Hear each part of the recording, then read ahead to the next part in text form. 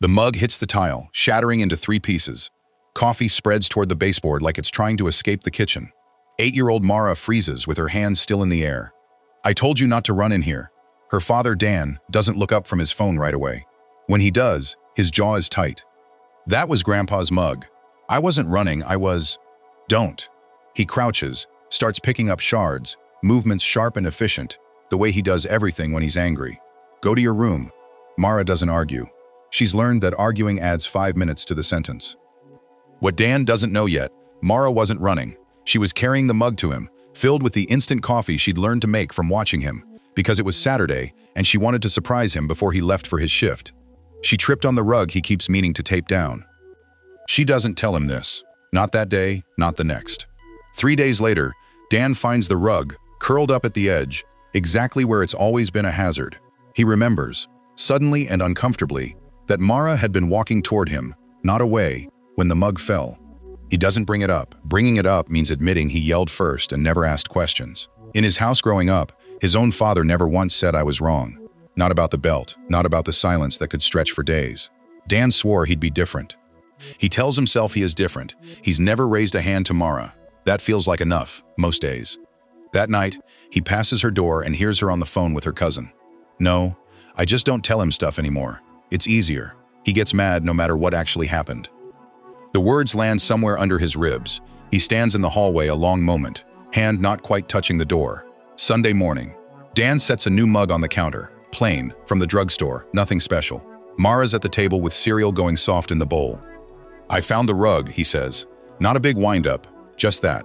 She looks up, wary, waiting for the rest. The part where it becomes her fault again. "You weren't running. You tripped on something I never fixed. And I didn't ask. I just got mad and sent you away." He turns the mug slightly, lines up the handle with nothing in particular. "I'm sorry, Mara.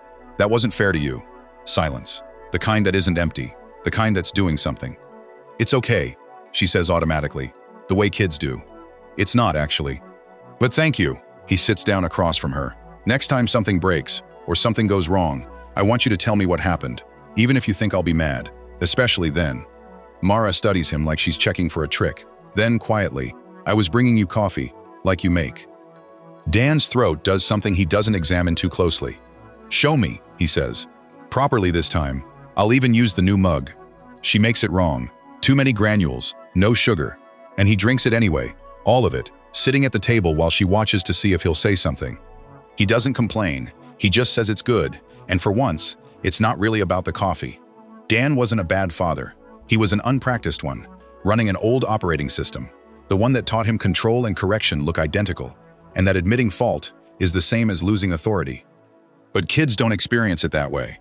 When a parent never says I was wrong, a child doesn't conclude their parent is infallible.